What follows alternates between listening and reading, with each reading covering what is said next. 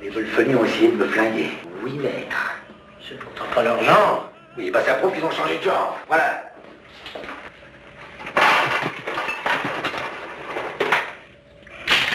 Quand ça change, ça change. Faut jamais se laisser démonter. Vous croyez qu'ils oseraient venir ici? Les cons, ça ose tout. Et c'est même à ça qu'on les reconnaît. Bougez pas. Les mains sur la table. Je vous préviens qu'on a la puissance de feu d'un croiseur et des flingues de concours. Si ces messieurs veulent bien me les confier. Quoi? Alors vite, messieurs. Quelqu'un pourrait venir, on pourrait se méprendre et on jaserait. Tu sais ce que je devrais faire, rien que pour le principe.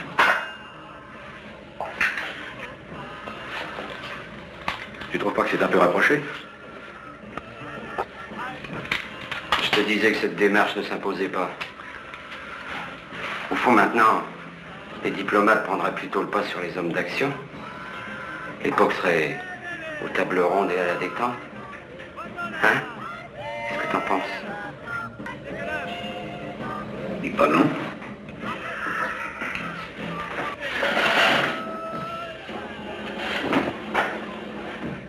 Mais dis donc, on n'est quand même pas venu pour beurrer des sandwichs. Pourquoi pas? Au contraire, les tâches ménagères ne sont pas sans noblesse. Surtout parce qu'elles constituent le premier pas vers des négociations fructueuses, hein?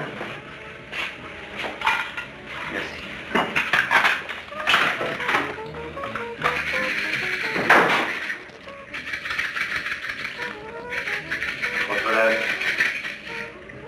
Vous devriez bloquer les motifs de fâcherie. Oh, monsieur Fernand. Je connais la vie, monsieur Paul. Mais pour en revenir au travail manuel, là, ce que vous disiez, c'est finement observé. Et puis, ça reste une base. Ça c'est bien vrai. Hein.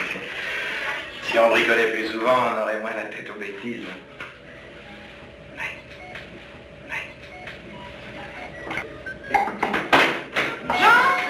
Il n'y a plus de scotch.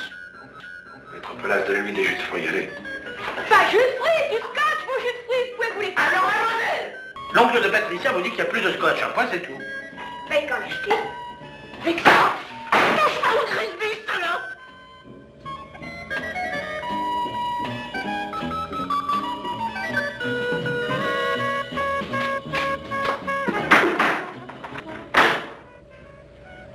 De l'alcool à cet âge-là.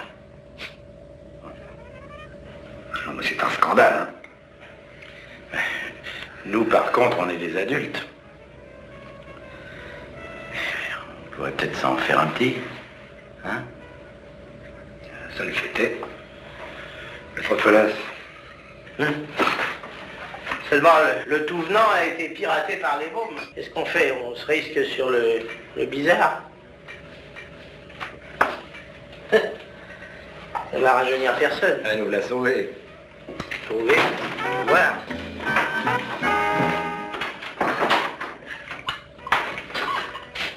Tiens, vous avez sorti le vitriol? Pourquoi vous dites ça? Il y a pourtant l'air honnête. Sans être franchement malhonnête, au premier abord, comme ça, il a l'air assez curieux. Il date du Mexicain, du temps des grandes heures. Seulement on a dû arrêter la fabrication, il y a des clients qui devenaient aveugles. Alors ça faisait des histoires. Allez.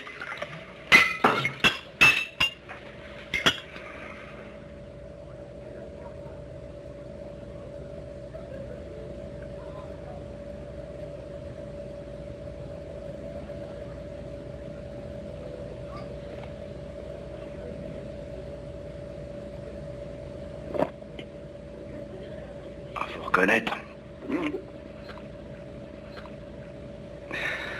C'est du brutal.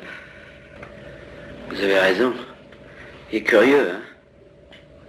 J'ai connu une polonaise qu'on prenait au petit déjeuner. Faut quand même admettre que c'est plutôt une boisson d'homme.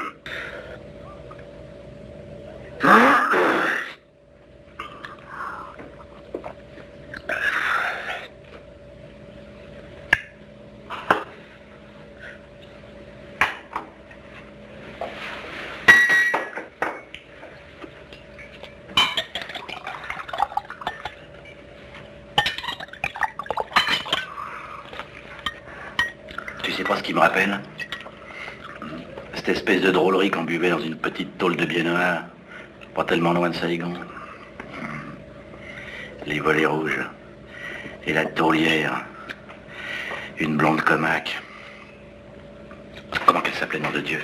Lulu la Nantaise. T'as connu? J'ai trouvé un goût de pomme. Il y en a.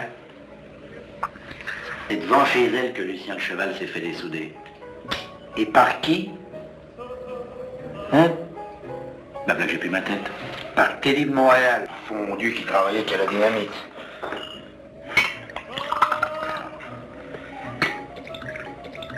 Toute une époque.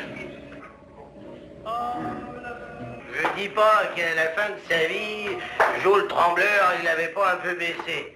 Mais n'empêche que pendant les années terribles, sous l'occupe, il butait à tout va. Il a quand même décimé toute une division de Panzer. Ah, Il était dans les chars. non, dans la limonade. Soit ce qu'on te dit. J'ai plus ma tête.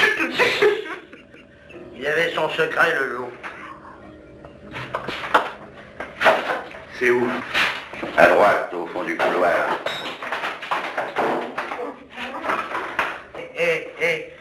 50 kilos de patates, un sac de sueur de bois, il te sortait 25 litres de 3 étoiles à l'alambic. Un vrai magicien, Joe. Et c'est pour ça que je me permets d'intimer l'ordre à certains salisseurs de mémoire qui feraient mieux de fermer leur claque-merde. Ah. Vous avez beau dire, il n'y a pas seulement que de la pomme.